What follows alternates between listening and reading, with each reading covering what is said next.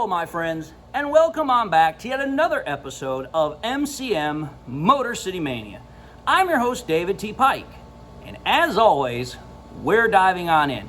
My friends, for this episode here, what I'm going to be doing is I'm going to be giving a whole episode to give recognition, to give admiration, to give credit where credit is due for the Lions defense. Again, anybody who's watched my content in the past, I have been very, very critical of Aaron Glenn. I've been very critical of this defense.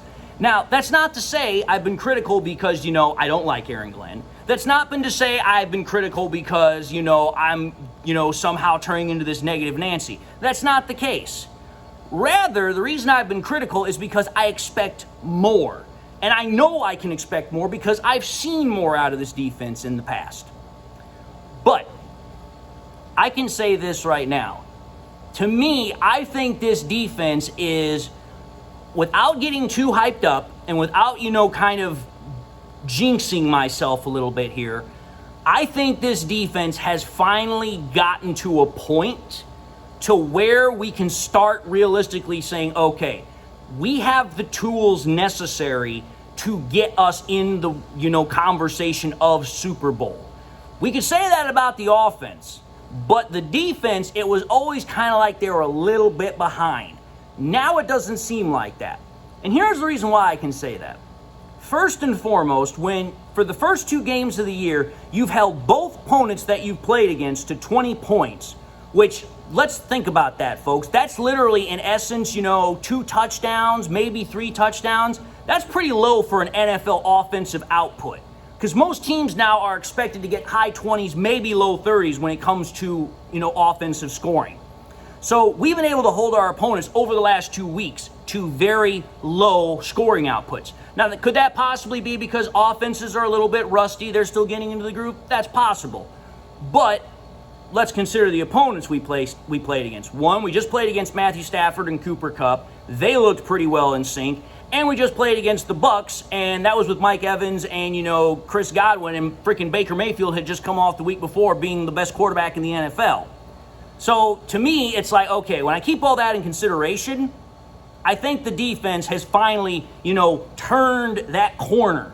It has finally made that transition to where it's like, okay, I don't necessarily have to worry about the defense, potentially letting the game slip away. And that's exactly what I didn't have to worry about with this game, because I'm going to be honest. And again, I already kind of talked about this in the previous episode where I was getting really upset and frustrated with the offense. But the truth of the matter is that the defense for that game against the Bucs was literally picking up the slack for the offense, because the offense, like I said, couldn't get anything going, inconsistent, sloppy, sputtering, whatever term you'd like to use, like I said. But that defense was rock damn solid. I mean, for crying out loud, when you hold Baker Mayfield and that Buccaneers offense to what was it? I think it was 2 touchdowns or something like that, when the previous week before they had completely decimated the Washington Commanders defense. That's a pretty, good accomplishment right there. Then on top of that, you hold Mike Evans in check very well. And you're able to hold the running game hold the running game down very well. So, okay, as an overall unit, that defense did a very good job. Now, Chris Godwin was able to make some plays, and he was probably their most consistent receiver. But it's like, you know what? I didn't see any big gains given up through the air. The running game for the Bucs was pretty much non-existent. I mean, for crying out loud, they literally finished the game running the ball. I think it was almost 70 yards or something, maybe a little bit more. So they did a very good job with that. They collected 5 sacks. Aiden Hutchinson had a field day. Got 4.5 out of those 5 sacks. Then you also take a look at the fact they got a turnover. They got an interception off of Baker Mayfield. And that right there tells me, okay, you hold their star players in check for the most part. You get sacks. You get turnovers. You force 3 and outs. You're making it very difficult for an opposing offense, a high-quality caliber offense, I might add, in check. Because again, the Bucs came into that game with virtually all of their starters on offense. The only one they were missing was their right tackle. He wasn't able to play because he was still in the concussion protocol. But they had everybody else. They had their top wide receivers. They had their top tight end. They had their top running back. Baker Mayfield was playing. So it's like, okay, we're playing against their best and they're playing against our best. And we were still able to hold them in check almost virtually throughout the entirety of the game. That is a very, very high accomplishment. That right there is why I'm having this conversation, because when you're able to hold an offense like that in check for 60 minutes primarily, and you are able to consistently give the Lions offense numerous chances to be able to put points on the board, to score touchdowns, to win the game, and yet you still do not crack, you do not break, and it's constantly, okay, you know what, the offense didn't get it done, we got to go out there, we got to get another stop, we got to give them another chance. And you don't bend, you don't break, you don't pout, you don't whine, but you keep going out there and you're doing your job. That right there is, for me, picking up the slack. That right there, for me, is taking command of the freaking situation. You are doing your job. You are being that unit that is keeping us in the game. And let's be honest, that defense was keeping the Lions in the game. The offense wasn't. The offense couldn't even barely get themselves in the game. We scored one touchdown in that game. One. The rest of our points were freaking scored by Jake Bates. And Jake Bates so far to start the year has been probably one of the most consistent kickers in the NFL. He's made every extra point. He's made every field goal. Now, granted, none of his field goals have gone past 40 yards, I don't think. But still, absolutely consistent. But the defense was what kept us in the game. Normally, we can't say that about our defense from the past. Our defense usually was the one that kept letting games slip away, especially in 2021 and 2022. Maybe a little bit also in 2023. But usually it was our offense. Okay, we're going to go out, we're going to score points. We have to hope the defense holds. Now it's the opposite, at least for this game. The defense kept holding, the offense wasn't scoring. And that is a very hard reversal of how typically normal operations happen in the NFL. Because of how high-powered offenses have gotten and how the rules have gone in the offense's favor, it's usually like, okay, the defense just has to hold enough so that way we can score enough points to win. But the Lions' defense on Sunday, they showed, listen, we're going to give our offense every opportunity to score points. And they kept doing it through the entirety of the game. And for me, they absolutely deserve the 5-star medal. They deserve the rave review because they did their jobs excellently. Like, I look at that game, and for the most part, I really don't see anybody on that defense that really deserves to get, singled out for doing a bad performance. Because guys were out there, they were playing either through some injuries, like Terry and Arnold. I also think Terry and Arnold was unfairly called for pass interference when the Bucs weren't being called for pass interference after they had clearly done it at least twice.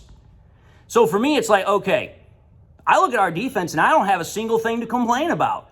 Run defense was great. Pass defense was great. Our pass rush was out of this world. So it's like, dude, I have nothing to complain about. I have nothing but praise for the defense. They picked it up. They were the ones that kept us in the game to win it. And you know what? That's all a defense can do. The defense is not designed to score points. Can they? Absolutely. But the defense's job is not to be the one that stops the opposing offense and scores points. That's the offense. The offense is the one that's supposed to score the points so that way we can win games. The defense is supposed to stop the opposing offense so your offense can score. And our offense didn't do that. So for me, it's like, you know what?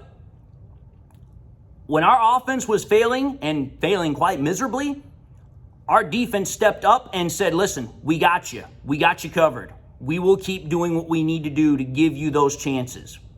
So, honestly, for me, I've got nothing but praise. And I'm looking forward to watching the next game when we go on the road to play the Cardinals against Kyler Murray. Because I'm like, okay, here. I like what I've seen out of our defense so far. I like what I have noticed out of our defense. Now we're getting ready for our first road game of the year. We're going up against a very mobile quarterback in Kyler Murray. We're going up against Marvin Harrison Jr., the best wide receiver in the draft. This is going to be an interesting game because I'm curious to see how we're able to stop a mobile quarterback after dealing with two more pocket passer style quarterbacks. Baker Mayfield has a little bit more mobility than Stafford, but you get my point. But again, I love what I saw out of the defense. If I had to say anything, that was probably the silver lining from the game against the Bucs because Otherwise, the rest of that game, I could virtually just live without watching ever again.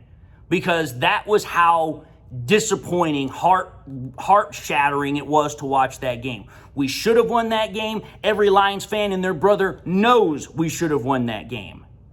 And to me, the fact of the matter is that the Lions were the first team to lose in the NFC North. We were the first team to lose in the NFC North. That to me is just like, okay, that's a bit upsetting. And especially because of the unit that has pulled us through so many times before was the one that let us ultimately down. So, but anyway, folks, I love the defense right now. I'm so thankful that the defense looks like it's finally turned that corner. So nothing but praise, nothing but love for Aaron Glenn's defense right now. Hopefully it continues to stay going strong. But having said that, I'm going to end the episode and say thank you all for watching yet another episode of MCM Motor City Mania. If you like what you saw, by all means, I highly encourage y'all to watch the next episode. Also encourage y'all to do one of these three things: like, comment, and subscribe to the channel. If by chance you subscribed in the past and you forgot to do so at the time, or you just subscribed and you not had a chance to do so, again, want to highly encourage y'all to subscribe. But I also want to encourage y'all to make sure you turn on that bell notification icon as well, so that way you guys never miss any more content that I push out. Also want to highly encourage y'all to share the content with your Lions friends and family members. Share it on YouTube, share it on Twitter, share it on Facebook, share it anywhere and everywhere you can, so that way we can, extend the spread, extend the reach of the channel, so we can bring in new viewership, and we can make sure you guys keep coming on back.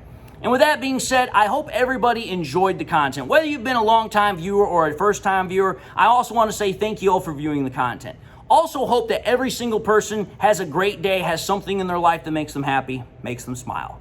God bless, my friends, and until the next time we meet, I'll see you all in the next episode.